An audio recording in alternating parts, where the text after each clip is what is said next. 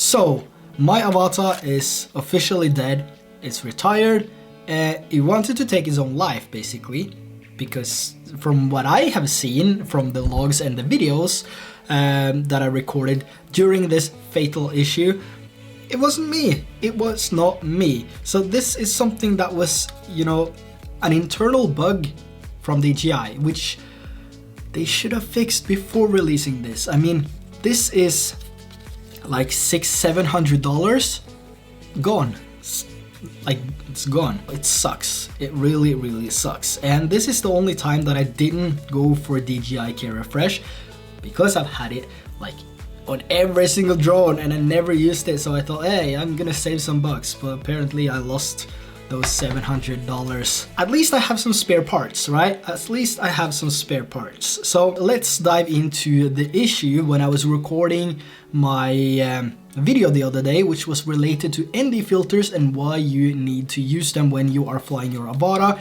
and why it makes your video so much better. The link to that video is also down in the description if you want to check it out. So let's dive into the issue that I experienced with the Avata and the issue that actually killed my Avata. So, you know, that's the sound it makes.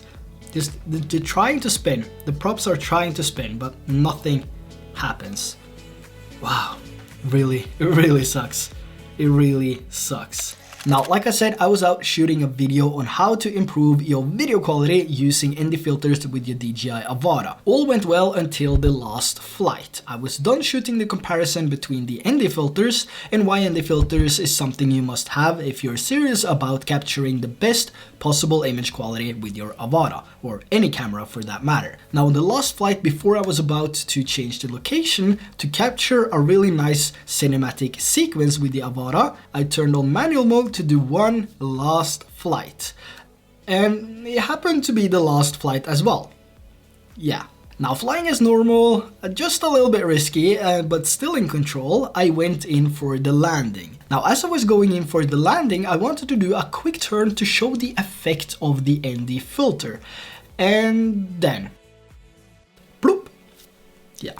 The Avata literally just turned, flipped, and fell upside down into the smallest pool of water, which was the closest pool of water next to me. I mean, at least hit the ocean and be done with it. It's right there. It's right there. There's a lot of water. Why this small pool when you can... Yeah. So trying to clean up the Avata as quickly as possible, I mean, it was soaked. It was soaked. I went back home to see if this was human error. I couldn't see anything indicating that it was caused by me. Nothing. So going through the logs and checking the flight data, nothing. There was no warning in the goggles when I was flying, and also looking at the logs on the app, no warnings either. So this was not caused by me. And if we take a look at the stick maneuvers and the way that I use the sticks right before the actual crash, we can also see in the live video here, you can see it's basically turning itself. And if we look at the logs, you can see the stick movement as well. And I'm not doing anything wrong. It's normal flying. So is this a thing now that we need to worry about? Doing normal quick turns, which the Avata is designed to do. Do quick turns, it's an FPV drone, it's a Cinewhoop, but it should still be able to do those quick turns as the DJI FPV drone and other Cinewhoops and other FPV drones. So is this something that we need to worry about, and should we actually consider where we want to fly and where we should fly? But I know for sure that this is the last time that I'm using that test location. I mean, I could go a little bit further back, there's more grass, I can find a field instead, which would actually, you know, be better, and my Avata would still be alive.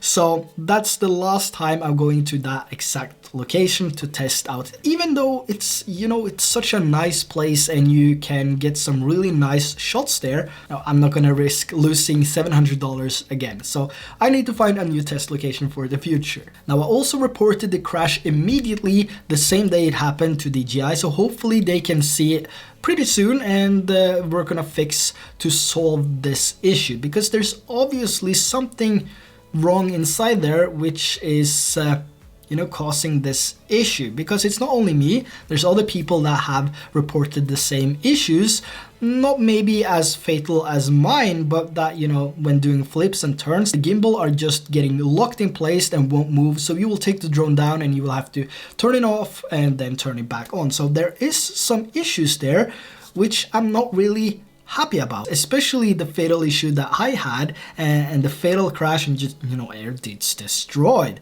It is destroyed. I mean, this should be prevented pre-release, and yeah, I don't know, but hopefully this is an easy fix with an upcoming firmware update, which is solving some of the issues that some people are having. And of course, the turn issue shouldn't be there at all. Now, even though doing a super quick turn like that with the Avata, I don't know if it was even that quick compared to other turns that I've done and seen, but doing a turn like that, if something happens, it should go into failsafe and automatically switch over to normal mode and then hover in place.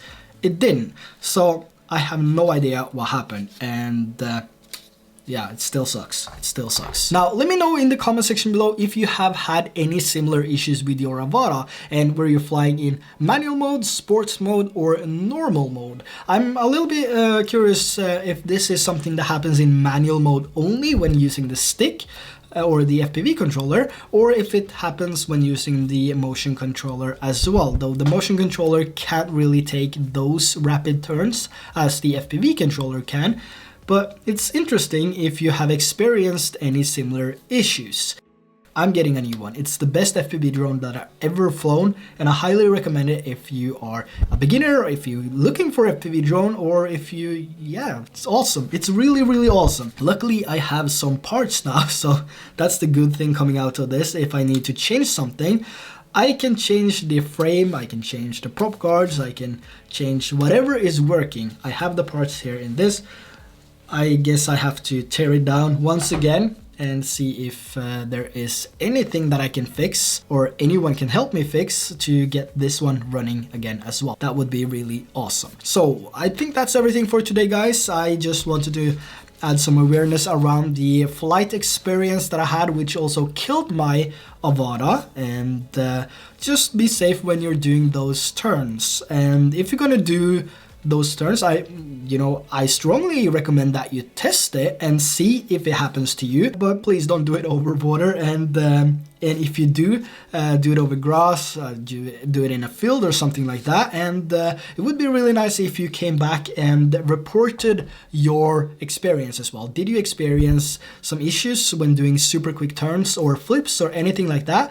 It would be interesting to know, and I think a lot of people would be happy to know as well. So we kind of narrow down to the ways that we can actually fly with the Avata without getting into too much trouble, which shouldn't be necessary, but hey, that's how it is. But yeah, that's everything for today. I hope you found this video helpful. If you did, consider subscribing for more videos. Also hit the like for the algorithm, that would be highly appreciated. So until next time, take care, fly safe, and I will see you in the next video.